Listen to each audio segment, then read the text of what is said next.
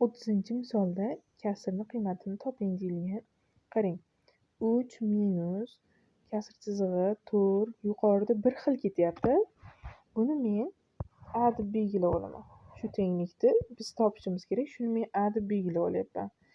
A deb belgilab olsam, shunda bu tomonim cheksizda hozir.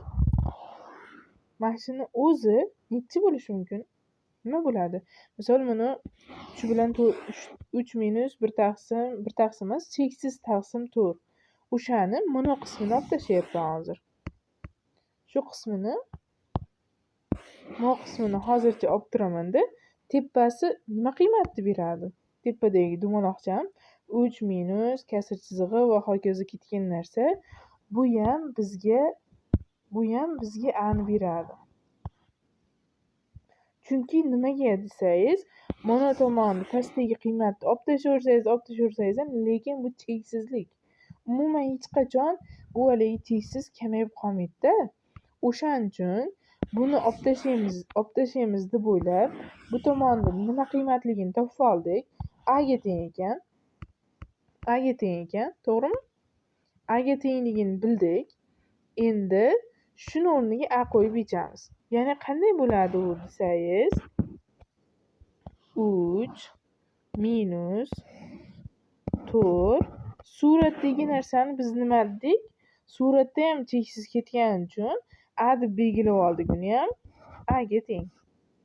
Har doim shunaqa cheksiz misol kelganda tepasidagi cheksizlikni olib tashlaysiz. Ya'ni olib tashlaysiz emas, nima qiymatlarga egaligini, ya'ni a ga tengligi. A deb belgilab olsangiz, har doim a deb belgilab oling. Har doim yoki x deb belgilab oling. Shu a degan narsani belgilab ketsangiz, shu qulayroq. O'shanga a deb belgiladim. Har doim bu o'rinli bo'ladi. Har qanday shunaqa cheksizlik misollarida o'tib ketaveradi. Yetsangiz bo'ladi. Endi bu a ga teng. Shu 3 minus a taqsim 4 ham a ga teng bo'laveradi. Chunki a'imiz bizda cheksiz. Tushundingizmi? Cheksizlik misol. Endi buni hisoblaymiz. Kasrli misollarda qanday edi buni hisoblash? Umumiy mahraj berardik. 3 kara 4 12 minus a 4 ni bu tomonga ko'paytirib yuborsam 4a. Endi a ni u tomonga o'tkazsak 5a bo'lib qoladi. Teng 12 ga. Endi a'imiz 12 taqsim 5 ga teng. Ana, bu nimani yechimi? Nima deb o'ylaysiz? Bu cheksizlikning yechimi. Qaysi cheksizlik desangiz, buni suratdagi emas. Butunlay hammasini cheksizlik. Chunki buni biz a deb belgilab oldik boshida.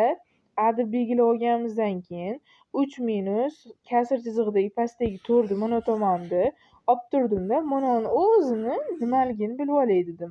Buni o'zi ham nimali cheksizlik misol bo'lgani uchun pastdagini ayirib tashlagan, olib tashlagan taqdiringizda ham suratingiz doimo a ga teng bo'laveradi.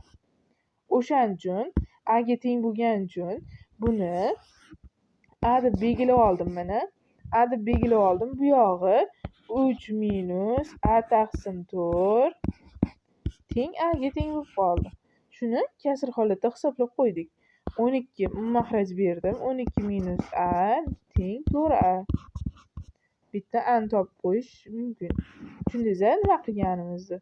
Yana bir marta agar tushunmasangiz qayta ko'ring. Agar undan keyin tushunmay qolsangiz, mendan o'zimdan so'rarsiz. Endi shunga o'xshash bitta misol beraman. Ko'rib o'p, albatta yechib ko'ring videodan keyin. Xo'p. Mana. X